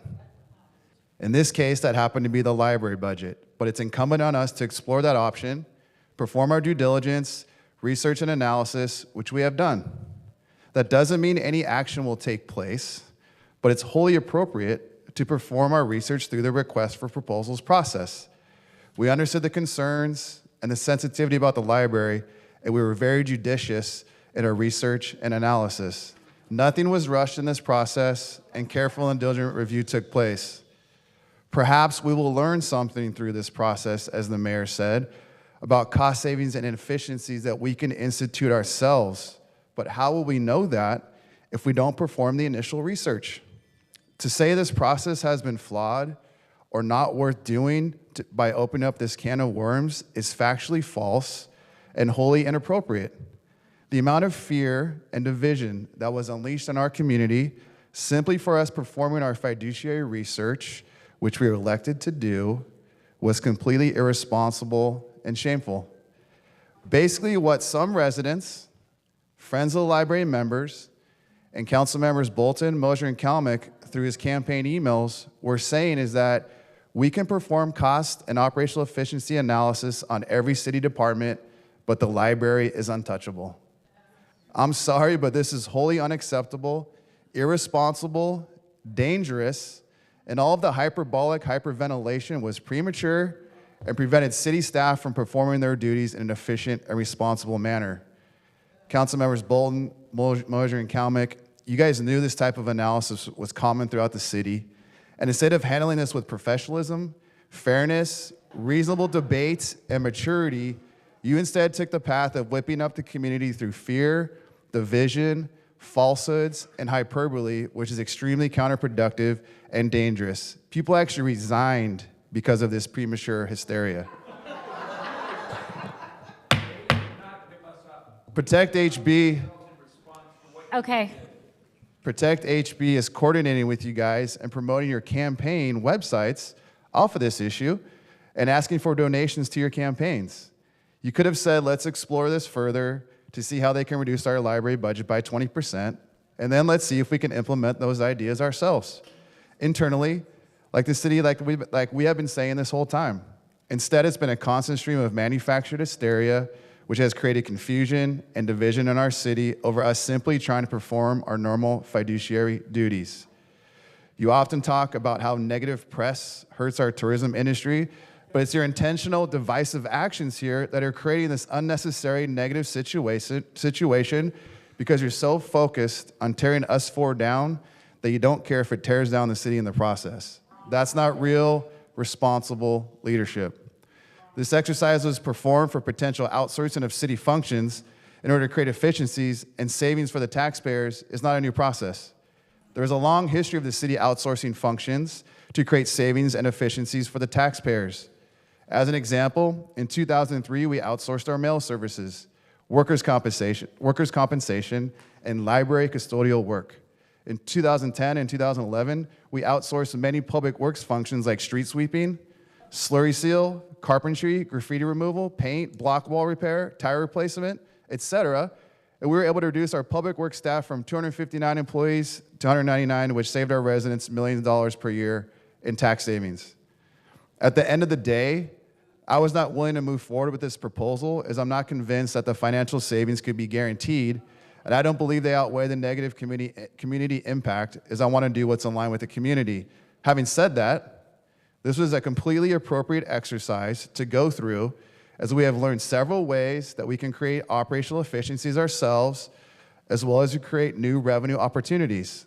At a future date, I would like to study the city to study implemented potential efficiencies and revenue opportunities to include, one, in the Central Library, we have several amazing meeting rooms and a 318-seat theater that we can further advertise to companies for rent in order to hold business meetings, smaller conventions, symposiums, as well as pursue more live music and entertainment events for the theater. I like to look at creating concerts in the park, on the park space located right outside on the northern side of the library. An article today misquoted me about raising new fees for these meeting rooms. That was already done as part of our adopted fee study as part of the budget. One of the most interesting components about this process that I've learned is from LS&S was their bulk book purchasing power that they could deliver because of the large volume of books they purchase across their many accounts. An idea I would like to pursue is, can we link up with other cities and or the county to consolidate with these other government agencies to enhance our purchasing power by buying our books together as a group? City manager, I don't believe that's ever been thought of, right? That you've heard of?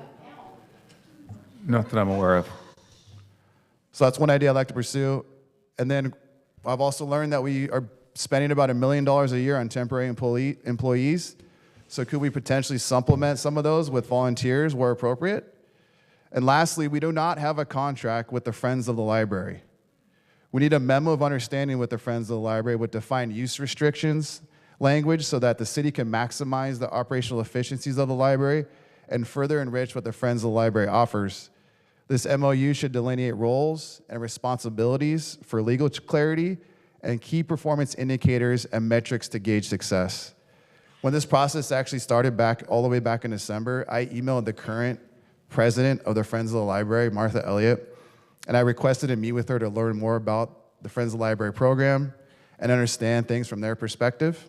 I received no response. And then our amazing assistant, Kathy Fikes, reached out several times via email and phone, and she also received no response. Crickets.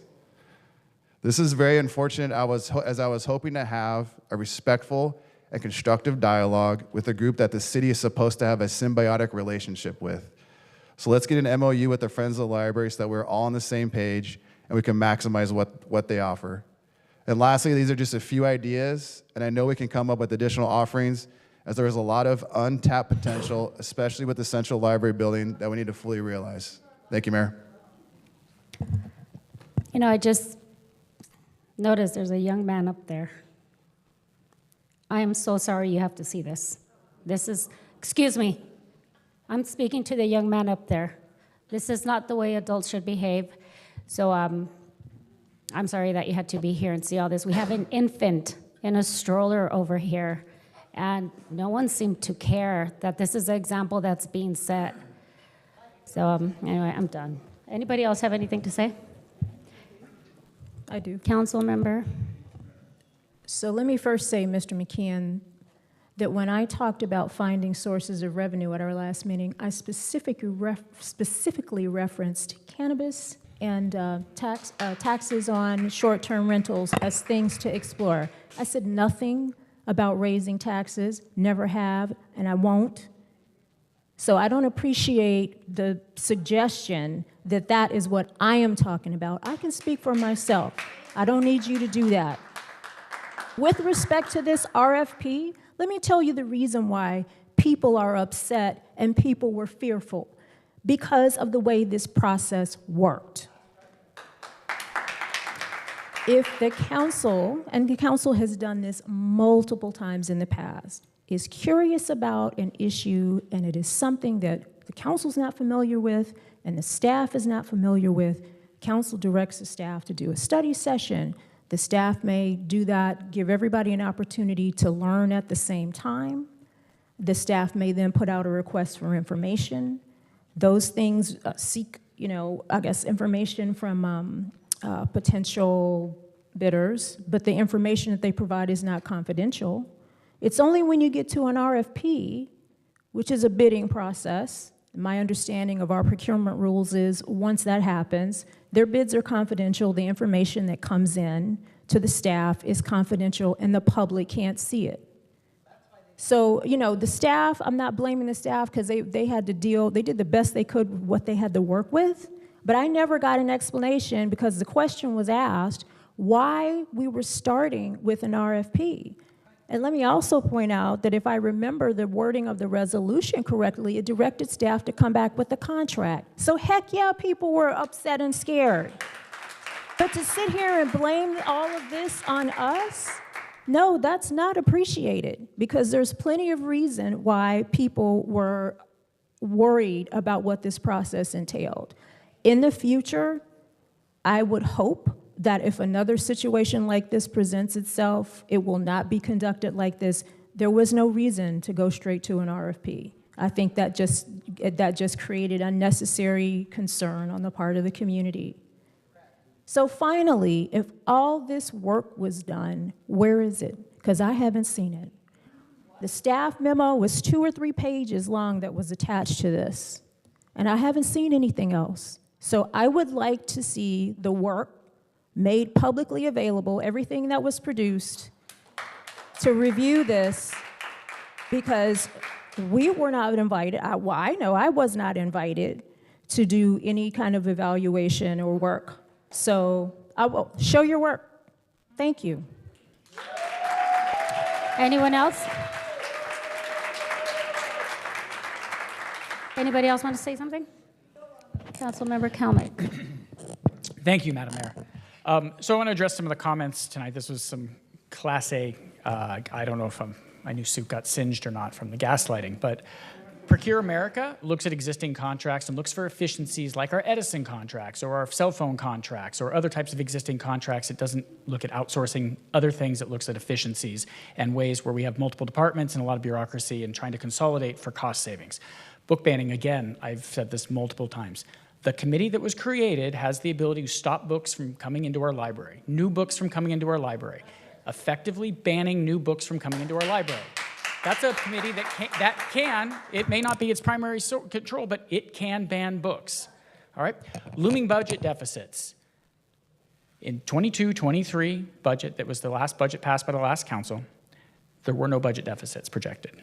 Until, I think, 25-26, there was a small, like $100,000 budget deficit. The mid-year budget update, 23-24, on February 21st, shows a budget deficit starting in 25-26, but not using the Trust 115 Trust Fund until fiscal year 28-29. That was the first mid-year budget. This new council was here. It's been a couple months since I'd been elected. Some money had already been given away, but we hadn't gotten that far yet. The last budget we passed, we got $8 million budget deficit next year. 10 the following, 15 the following. So to say you saw looming budget deficits when you got elected on when you showed up on December 22nd is patently false. There were small, easily adjustable, and there are generally deficits that far out on our projected plans because there's just, the math doesn't, you can't predict 5 years out of what it's gonna look like. We can predict next year out, and we are in very big trouble. And again, I will echo Councilmember Bolton's comments with regard to putting words in our mouth to try to scare folks as we enter an election as to what trying to solve a budget deficit looks like. And I think Councilmember Bolton also repeated that, what did we learn? What did we learn from this RP? This is absolutely the wrong way to do this. This council, previous councils have asked staff to go do research and come back. We formed subcommittees to do work in the public to find out.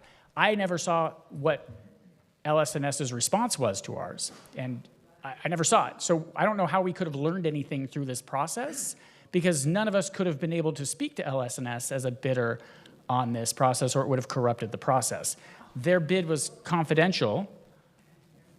So again, we haven't seen this, so I don't understand how we learned anything from this process. The way we learn things is by asking staff to go do work and presenting a study session to us on things we could do. If we were looking for efficiencies in the library, we would direct staff to go and hire a consultant and say, let's go find out some efficiencies. I've actually asked, the last item on the agenda here that was pulled, which was about the franchise, it occurred to me that since I got on council, we actually haven't looked at how we deal with our oil franchises, how we deal with our oil royalties. Some of that was exposed when we looked at annexing Bolsa Chica into the city, that the county currently receives a royalty from the oil companies. Had Bolsa Chica been annexed into the city, we would not receive that royalty. And I asked why, and I don't believe we have the internal staff to answer that question at this point because we don't really deal with oil on a regular basis. So I've asked, we should take a look at how we deal our oil royalties. So instead of, we don't put an RFP out per se, we would ask staff to go and do some research and find out what the appropriate position is, not just direct staff to go to an RFP for this. So I think it's interesting to say that we learned something from this. And I think the process going forward, if we decide to look at efficiencies in all departments, would be to direct staff to come back and to do research and to say, hey, we don't have internal expertise. We need a third party to look at this. That's what consultants do. Those are the people that are in industry that know what to look for when we're doing this type of thing. But to put an RFP out and then direct staff to negotiate with labor unions, of course it freaked people out. And I don't need to send an email out to have folks be able to read the agenda and make up their own minds. To say that it's my fault because I have an email list for a re-election campaign is what scared everybody into circulating petitions, that to gather so many signatures in a week, to gather 6,000 signatures in a month. I wish I was that good. I wish I was that good, and I appreciate the confidence with which I potentially am able to wield so much power. I would like to apologize to our staff for having to endure this process. To our librarians for having to endure this process.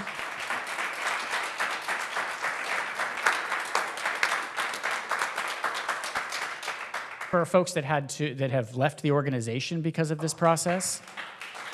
Thank you for your service to our community, and I hope that you will consider coming back in the future.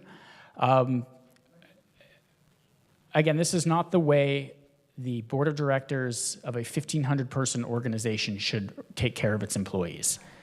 We have a responsibility to take care of our folks because they take care of us.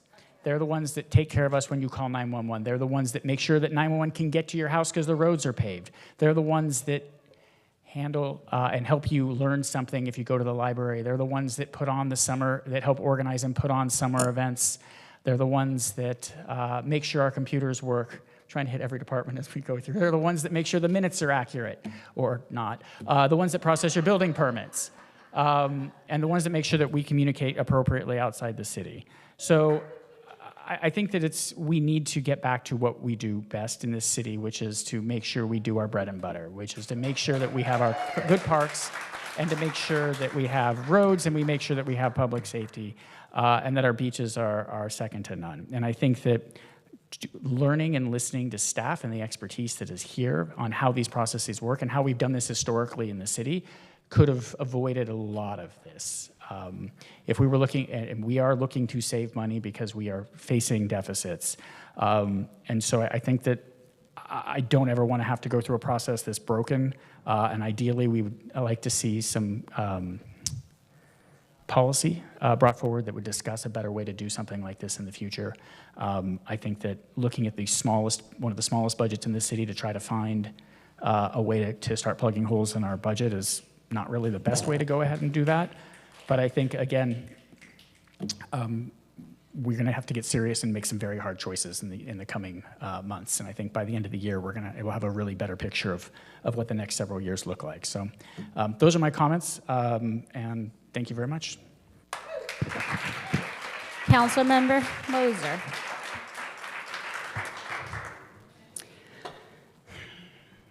It is our job to make sure that we are working to provide a good quality of life for our community members, that we provide quality city services for our community and for our neighbors, and that includes many things, one of which is looking for efficiencies in every department. It's also looking at the holistic approach to our budget, looking at both sides, both the revenues and the expenses, and doing it publicly and holistically, as Councilmember Bolton brought up at the last meeting. The level of gaslighting that happens on this dais is beyond.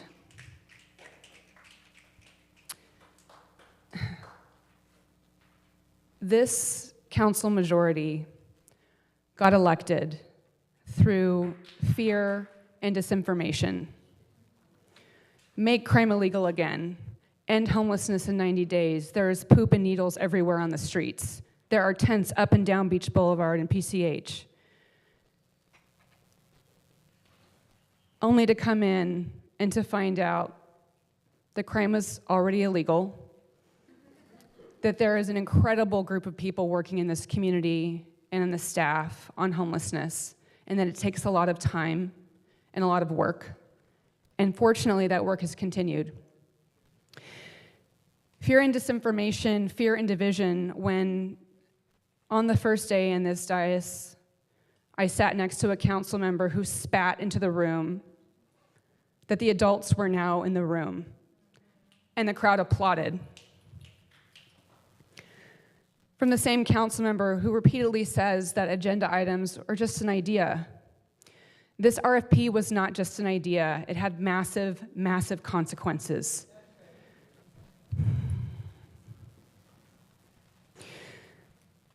The polarization that we are experiencing here in our community, on the dais, has been here for some time. It's part of the reason that I got involved in the first place in local government. This council has done nothing but fan the flames of that polarization. That polarization is not a result of misinformation or disinformation from Councilmember Kalmick or members of our community. It is, however, a result of repeated and unneeded attacks on the good people of our community, on our library, on the freedom to read, on our librarians personally,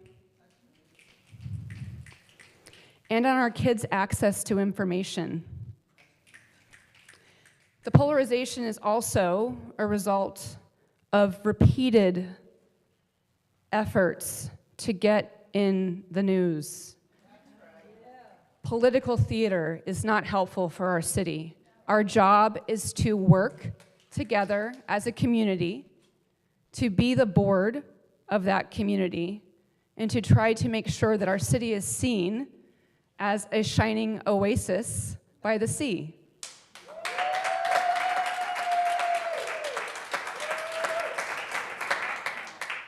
It has been about 1 year since we sat here and the attacks in the library began. Attacks on our freedoms. 1 year of misinformation that started here on this dais with a PowerPoint presentation falsely claiming that a particular book that is highlighted throughout the country by various groups was in the children's library, though it never was there. That is disinformation, and that is gaslighting, and that is division and divisiveness.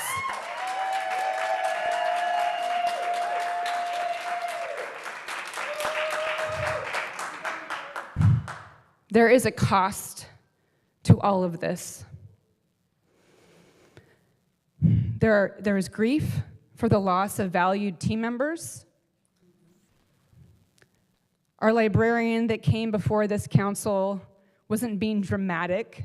She had to move her family away for another job because of the chaos that was created here. Shame. Our employees are oftentimes our residents as well, and even when they're not, they are a part of our community family.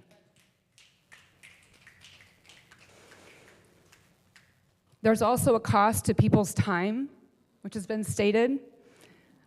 You know, I appreciate all of the time and effort that has been taken to do all the things that were discussed, the letters to the editor, the talking to your neighbors, the petition signing, that is not divisive. It is actually information being shared. But it's also time lost with your families, but it's also time gained because you're showing the value of civic engagement and that our community is worth the time.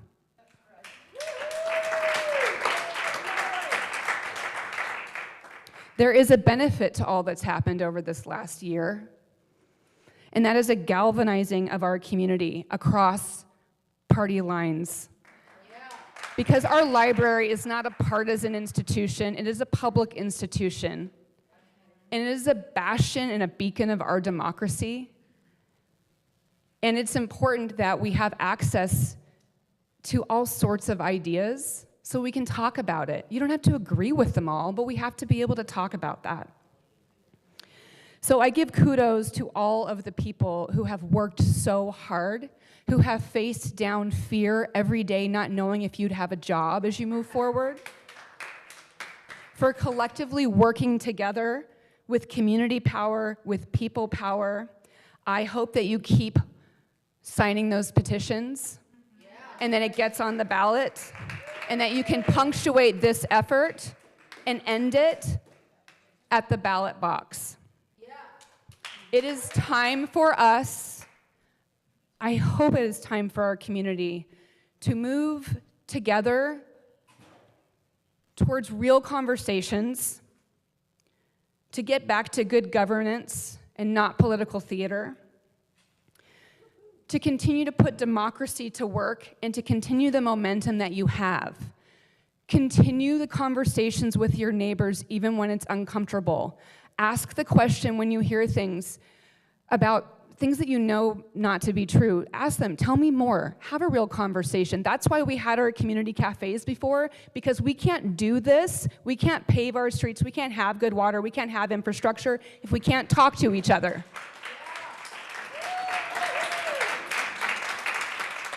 And this gaslighting will end. There's only so much gas in the tank, but it requires everybody in the community to get to work so that our staff can work, because we have very important challenges right now and ahead that are going to impact our present community as well as our future generations. We just had the 50th anniversary of the parks over the weekend, and one thing that's been said before is, when is the best day to plant a tree? Well, it's yesterday, but we can start today. So keep working, keep fighting, and keep coming together as well and having those difficult conversations. Whoever you decide to elect in November, I really hope that they are people who can work together for the common good and speak decently to one another and have decorum. Thank you. Thank you. Councilmember Strickland.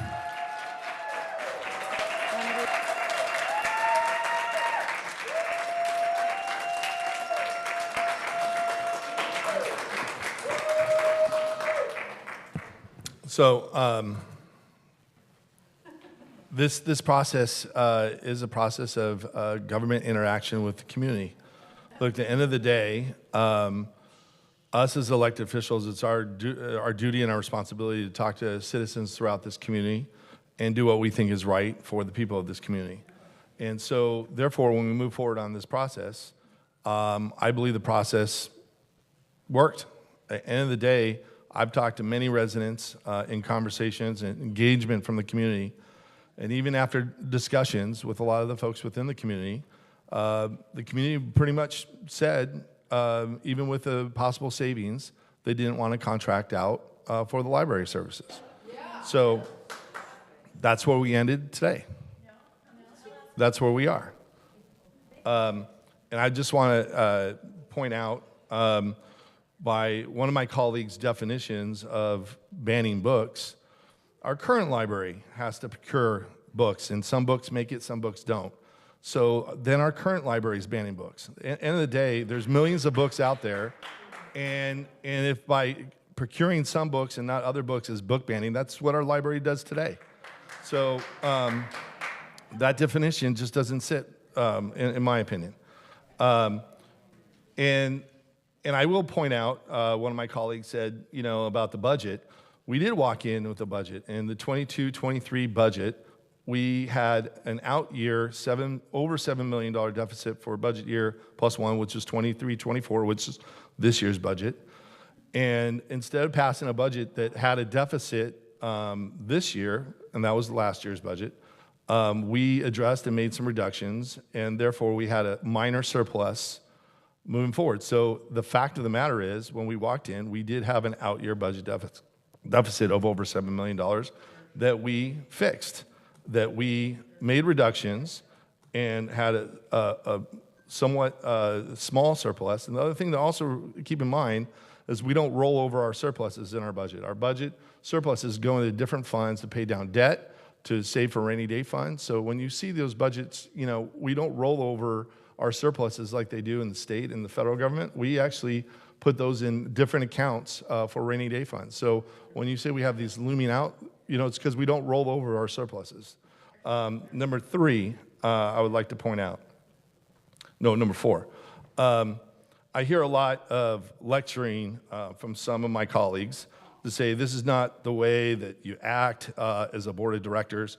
Well, I would just point out I don't need a lecture from members of this council that thinks it's appropriate to walk out before end of a session. I don't see a board of directors that does that anywhere, that walks out before the meeting's done. And that's what happened and transpired, unfortunately, last council meeting. And then I do agree with some of my colleagues, and the fact is, look, to work together, you have to talk to each other. End of the day, I want all of us on this dais to think about this. How many other members of this council have you met with outside of council? Look in the mirror. Don't look at other people. How many people have you met with on this council? I believe I can say I've met with every one of these people on this council privately. Can all of you say the same thing? Okay, if you can't, I encourage you, because again, I agree, to work together, you have to talk to each other. And I'm guilty, just like everybody else. I could probably do a better job, but I think all of us could do a better job. And I would like to end with this. I've always had a philosophy of, and this goes to the community, we could agree to disagree without being disagreeable.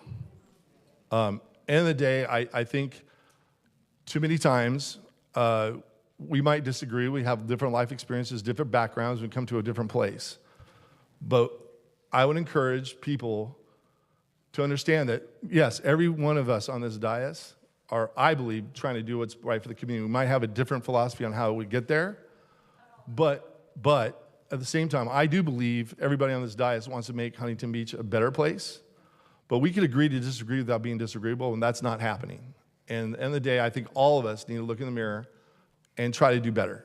But when it comes down to this process worked, and we're moving forward, and I'm hoping that we learn every day and try to do a better job to represent the people of Huntington Beach. Thank you.